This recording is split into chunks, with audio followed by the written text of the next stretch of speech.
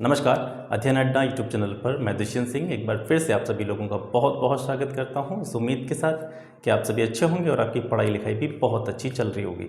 आज की इस क्लास में हम मुख्य रूप से बात करने वाले हैं जो ग्राम पंचायतें होती हैं या जो हमारी ग्राम सभा होती है उसके बीच में मुख्य अंतर क्या होता है।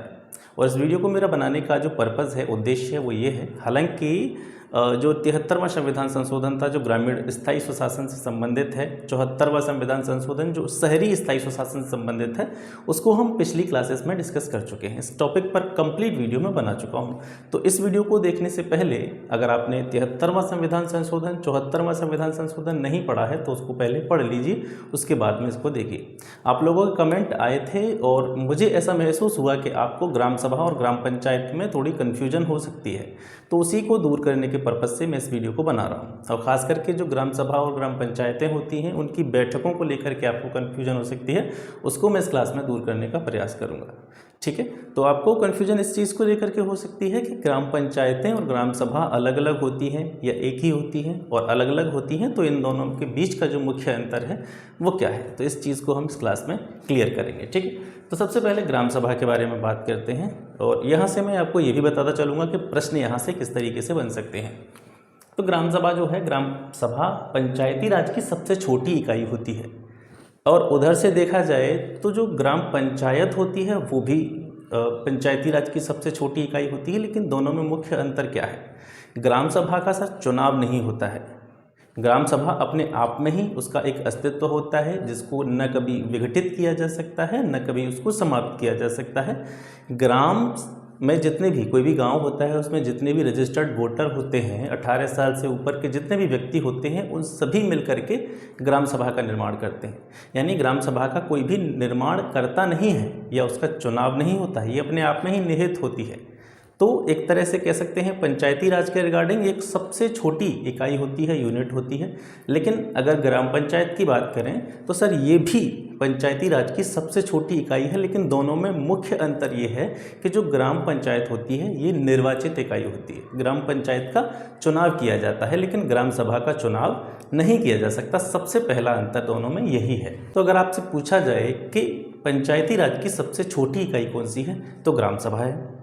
अगर आपसे प्रश्न ये पूछा जाता है कि पंचायती राज की सबसे छोटी निर्वाचित इकाई कौन सी है तो आप इसका उत्तर देंगे ग्राम पंचायत। ठीक है, तो ग्राम पंचायत की निगरानी इकाई के रूप में काम करती है ग्राम सभा। यानी ग्राम सभा का कार्य क्या होता है कि ग्राम पंचायत जो कार्य कर रही है वो किस तरीके से कर रही है, सही तरीके से कर रही है या नहीं है, नियमों का पालन सही तरीके से किया जा रहा है या नहीं किया जा रहा है, इस चीज़ की निगरानी करने का काम ग्राम सभा करती है। ठीक है, यानी ग्राम पंचायत को राज्य सरकार, केंद्र सरकार के द्वारा जो बजट प्राप्त होता है विकास कार्यों के लिए, ग्रामीण विकास कार्यों के लिए, उस खर्चे का सही तरीके से या उस बजट का सही तरीके से उसको खर्च किया जा रहा है कि नहीं किया जा रहा है, सही जगह पर उस पैसे का यूज हो रहा है कि नहीं हो रहा है, इस चीज़ की निगरानी करने का कार्य ग्राम सभा का होता है। तो कहीं ना कहीं ग्राम सभा को हम ग्राम पंचायत की निगरानी इकाई के रूप में भी जानते हैं। ठीक है, ग्राम सभा का विघटन कभी नहीं होता है, ये एक स्थायी इकाई है, एक स्थायी यूनिट इसको हम कह सकते हैं। प्रश्न भी आपसे पूछा जा सकता है इस तरीके से देगा कंफ्यूजन करने के लिए कि ग्राम सभा का विघटन कैसे होता है, तो उसमें आप ऑप्शन में देखेंगे तो आपको सिर्फ दिमाग में ये याद रखना है कि ग्राम सभा जो होती है इसका चुनाव तो होता नहीं है, निर्वाचन इसका होता नहीं है, तो विघटन भी इसका नहीं होगा। इसकी जो समय सीमा होती है, अवधि होती है, इसके बारे में भी कोई भी इसकी परिसीमा नहीं है, कोई भी इसकी लिमिटेशन नहीं है। ठीक है, तो विघटन इसका कभी नहीं होता, एक तरह से एक स्थायी इकाई है। और ग्राम सभा के जो सदस्य होते हैं वो कौन होते हैं? गांव के जितने भी मतदाता होते हैं जिनकी आयु 18 वर्ष से ऊपर होती है वो सभी ग्राम सभा के सदस्य होते हैं। और ग्राम सभा के सदस्यों का कभी भी चुनाव नहीं होता है। और इसके विपरीत अगर देखें ग्राम पंचायत के बारे में तो ग्राम पंचायत के जो भी सदस्य होते हैं उनका चुनाव होता है। प्रधान का जब चुनाव होता है या सरपंच का चुनाव होता है उसके साथ ही क्या चुने जाते हैं? ग्राम पंचायत सदस्य, या फिर सरपंच के रिस्पेक्ट में उसको देखें तो वार्ड पंच। ठीक है, वार्ड पंच या ग्राम पंचायत सदस्य प्रधान या सरपंच के साथ ही चुने जाते हैं। तो यहाँ पर एक चीज़ क्लियर हो जाती है कि जो ग्राम पंचायतें होती हैं उनके सदस्यों का चुनाव होता है और ग्राम सभा के सदस्य का चुनाव नहीं होता है। ठीक है, यानी ग्राम में जितने भी उपस्थित लोग होते हैं जिनकी आयु 18 वर्ष से ऊपर होती है वो ऑटोमेटिकली ग्राम सभा के सदस्य होते हैं। ठीक है, तो गांव के सभी मतदाता जिनकी आयु 18 वर्ष से ऊपर है वे सभी ग्राम सभा के सदस्य होते हैं। ग्राम सभा के सदस्यों का कोई भी चुनाव नहीं होता है। ठीक है, जो सभी मतदाता होते हैं या हम कह सकते हैं ग्राम सभा के जो भी सदस्य होते हैं वे सभी क्या करते हैं, प्रधान या सरपंच का चुनाव करते हैं या पंचायत सदस्य या वार्ड पंचों का चुनाव करते हैं, लेकिन इनका खुद का चुनाव नहीं होता है। ग्राम सभा के जितने भी सदस्य होते हैं इनका खुद का चुनाव नहीं होता है, ये अपना प्रधान चुनते हैं, ये अपना पंचायत सदस्य चुनते हैं। ठीक है, तो यहाँ से ये चीज़ें आपको क्लियर हो गई होंगी। स्थायी निकाय के बारे में मैंने बता ही दिया आपको, ग्राम सभा एक स्थायी निकाय है और इसके अवधि की कोई भी सीमा नहीं है। ग्राम विकास अधिकारी जो होता है वो ग्राम सभा के सदस्य जो होते हैं उनके प्रति रिस्पॉन्सिबल होता है, ग्राम सभा के सदस्यों के प्रति उत्तरदायी होता है। ठीक है, ग्राम विकास अधिकारी जो होता है ग्राम सभा के सदस्यों के प्रति उत्तरदायी होता है। ग्राम विकास अधिकारी की नियुक्ति ग्रामीण विकास मंत्रालय के अधीन होती है। ग्रामीण विकास मंत्रालय के द्वारा इसको जो है अपॉइंट किया जाता है, नियुक्त किया जाता है। अब बैठकों के बारे में जो मुख्य प्रश्न था, आपका कमेंट आया था, उसी कमेंट के आधार पर मैंने एक छोटा सा वीडियो ये बनाया है कि जो बैठक होती है ग्राम सभा की 2 आम बैठकें होती हैं। ठीक है, जनरली एक साल में इसकी 2 बैठकें होती हैं। एक होती है रबी की फसल के कटने के बाद और दूसरी होती है खरीफ की फसल के कटने के बाद। ठीक है, तो यहीं से जो प्रमुख आपका प्रश्न था वो यही था कि आप लोगों के द्वारा ये पूछा गया था कि सर जो ग्राम सभा होती है उसकी कितनी बैठकें होती हैं और जो भी आप ग्राम पंचायत होती है उसकी कितनी बैठकें होती हैं, तो दोनों में फ़र्क यही है। मुझे ऐसा महसूस हुआ था कि आपको ग्राम पंचायत और ग्राम सभा में थोड़ी सी कन्फ्यूजन है, आप दोनों को एक ही समझ रहे हैं। तो ग्राम सभा और ग्राम पंचायत एक ही नहीं है। ग्राम सभा जो होती है उसकी 2 बैठकें होती हैं एक साल में। ठीक है, एक रबी की फसल कटने के बाद में, एक खरीफ की फसल कटने के बाद में। वहीं ग्राम पंचायत की जो है बैठकें, जो सैद्धांतिक नियम है हम कह सकते हैं, जो रूल है वो ये है कि महीने में कम से कम 1 बैठक ग्राम पंचायत की हो जानी चाहिए और प्रत्येक 2 बैठकों के बीच में 2 महीने से ज़्यादा का अंतर नहीं होना चाहिए। ठीक है, तो इसके बारे में अभी हम आगे बात करेंगे जब हम ग्राम पंचायत के बारे में बात करेंगे। कुछ महत्वपूर्ण पॉइंट्स को देख लेते हैं। गांव के सभी कार्यों की निगरानी करने का काम करती है ग्राम सभा। ठीक है, पंचायती राज अधिनियम 1992 में ग्राम सभा को मान्यता दी गई है और इसे क्या कहा गया है, गांव की सरकार कहा गया है। ठीक है, एक प्रश्न आपसे ये भी पूछा जा सकता है कि गांव की सरकार किसे कहा गया है पंचायती राज अधिनियम में, तो गांव की सरकार ग्राम सभा को कहा गया है। ठीक है, विकास योजनाएं जितनी भी होती हैं, विकास से संबंधित जितने भी कार्यक्रम होते हैं जो राज्य सरकारों के द्वारा ग्रामीण क्षेत्रों के लिए लाए जाते हैं, उनके लिए जो मुख्य लाभार्थी हैं उनकी पहचान करने का कार्य ग्राम सभा का होता है। और इनका ये कार्य होता है कि जो भी ऐसे लाभार्थी हैं जो वास्तव में इस योजना के योग्य हैं, इस कार्यक्रम के योग्य हैं, उन्हीं को योजना का लाभ मिले। यानी सही लोगों को या जो सही व्यक्ति है वास्तव में जिसको आवश्यकता है और वास्तव में जो पात्रता रखता है किसी भी योजना के लाभ लेने के लिए, उस व्यक्ति को योजना का लाभ दिलाने का कार्य ग्राम सभा का होता है। इसके अलावा ग्रामीण विकास से संबंधित जितने भी कार्य होते हैं उन सभी कार्यों में ग्राम पंचायत की सहायता के लिए ग्राम सभा हर समय तैयार रहती है।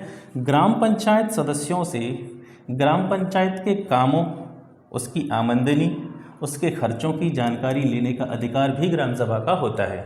ठीक है, ग्राम पंचायत के लिए जितना भी फंड आ रहा है स्टेट गवर्नमेंट के द्वारा या सेंट्रल गवर्नमेंट के द्वारा, जितना भी पैसा आ रहा है ग्रामीण विकास से संबंधित कार्यों के लिए, तो कितना पैसा आया, कितना खर्च हुआ, ठीक है, कौन कौन से कार्य उस पैसे के द्वारा किए गए, इन सभी की जानकारी लेने का कार्य किसका होता है, ग्राम सभा का होता है। ठीक है, इसके अलावा ग्राम सभा निगरानी समिति बनाती है।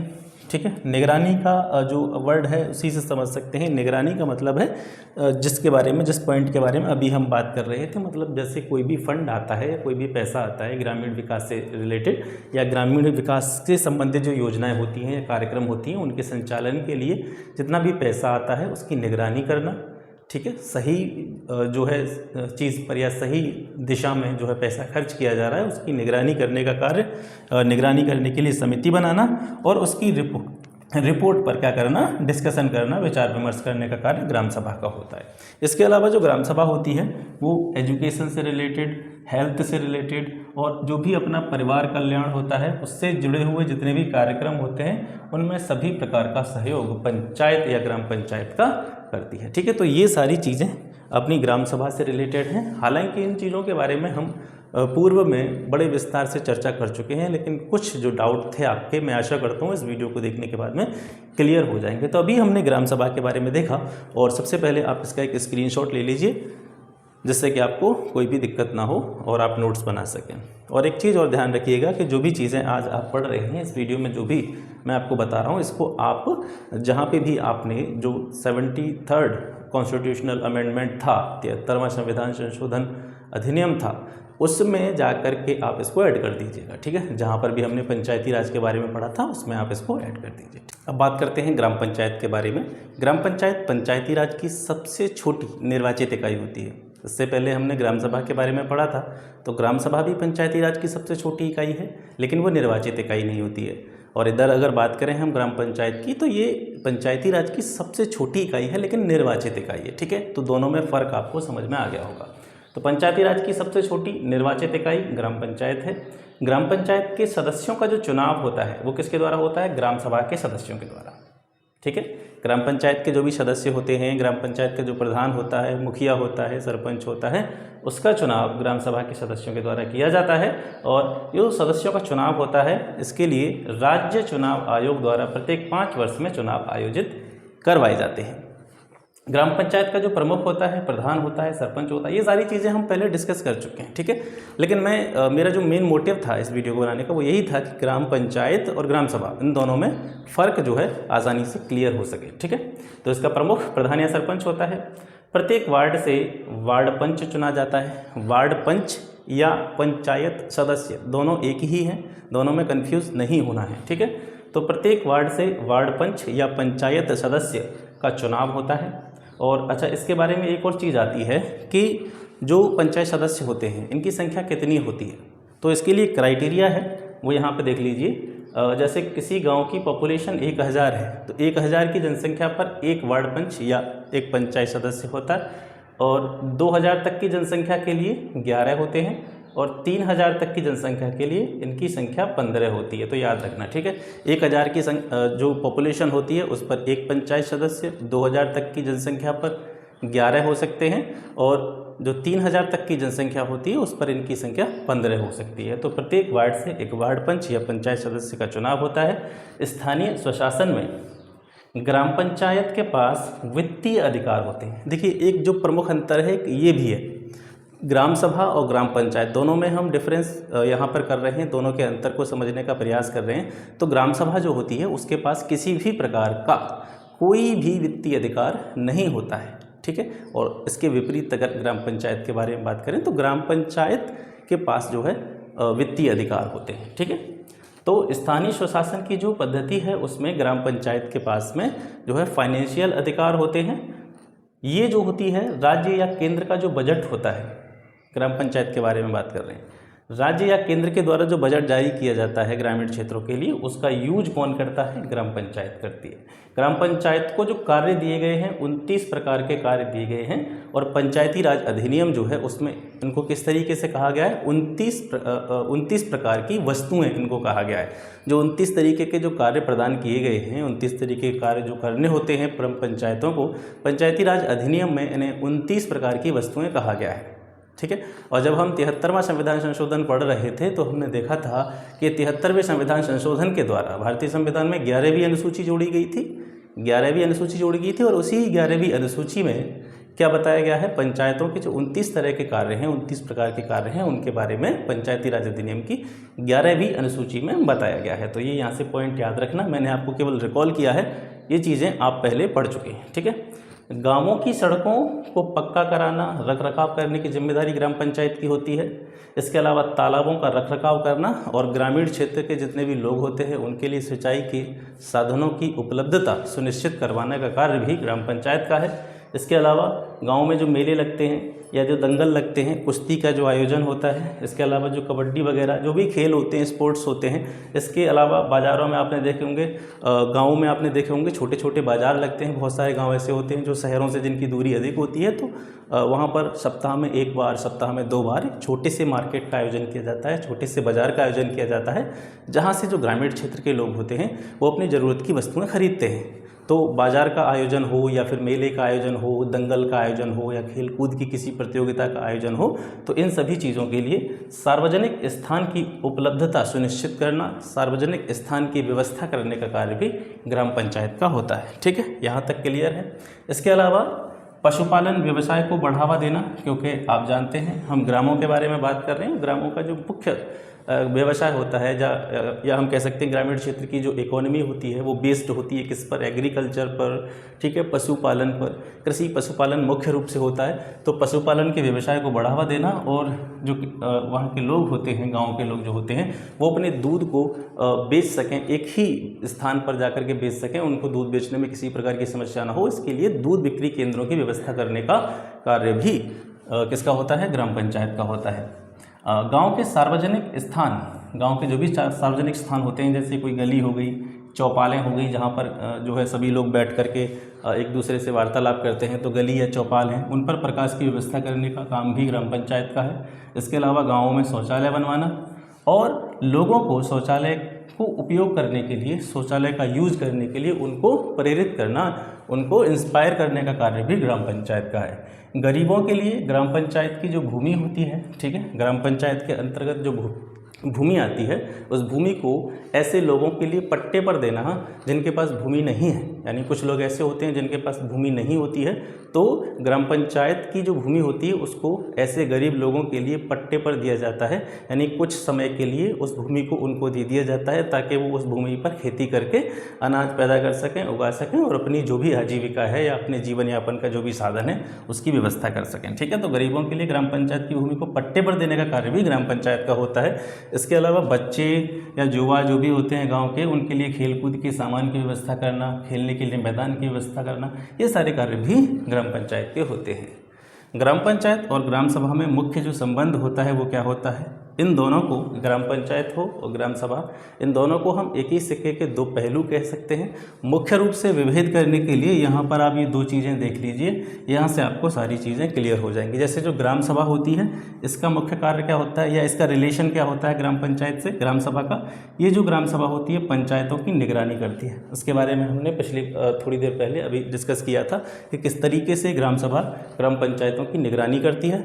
और ग्राम पंचायत का ग्राम सभा से क्या रिलेशन होता है कि जो ग्राम पंचायत है ये ग्राम सभा के लिए एक तरह की कार्यपालिका का काम करती है। यानी ग्राम सभा के लिए जितने भी कार्य होते हैं, ग्राम सभा के लिए जितनी भी, ग्राम सभा का मतलब समझ रहे हैं, 18 साल से ऊपर के जितने भी व्यक्ति हैं वो सब अपने आप में ग्राम सभा है। ठीक है, तो ग्राम सभा के लिए जितनी भी योजनाएं आएंगी, ग्राम सभा के लिए सरकार के जितने भी कार्यक्रम होंगे, उनको ग्राम सभा तक पहुँचाना या उनको धरातल पर लेके आना, उनके लिए कार्य करना। तो एक तरह से ग्राम सभा के लोगों के लिए कार्यपालिका की तरह कार्य करती है ग्राम पंचायत। ठीक है, तो आज के इस वीडियो से आपको मैं समझता हूँ कि दोनों चीज़ें क्लियर हो गई होंगी कि ग्राम सभा क्या होती है, ग्राम पंचायत क्या होती है। दोनों में अंतर आप बिल्कुल स्पष्ट रूप से समझ चुके होंगे। ठीक है, बैठकों के बारे में जो कन्फ्यूजन थी मैंने आपको बता दिया। ग्राम सभा अलग चीज़ होती है, ग्राम पंचायत अलग चीज़ होती है। ग्राम सभा की 2 बैठकें होती हैं, रबी की फसल कटने के बाद में और खरीफ की फसल कटने के बाद में। ग्राम पंचायत के संदर्भ में हम ये कह सकते हैं कि जो सैद्धांतिक नियम है वो यही है कि ग्राम पंचायत की बैठक महीने में एक बार हो जानी चाहिए और प्रत्येक 2 बैठकों के बीच में 2 माह से ज़्यादा का समय नहीं होना चाहिए। ठीक है, तो फिर मिलते हैं आपसे नेक्स्ट वीडियो में। आशा करता हूँ ये क्लास आपको पसंद आया होगा और क्लास से संबंधित जो फीडबैक है जो कि आप हमेशा देते हैं, उस फीडबैक को देना न भूलें।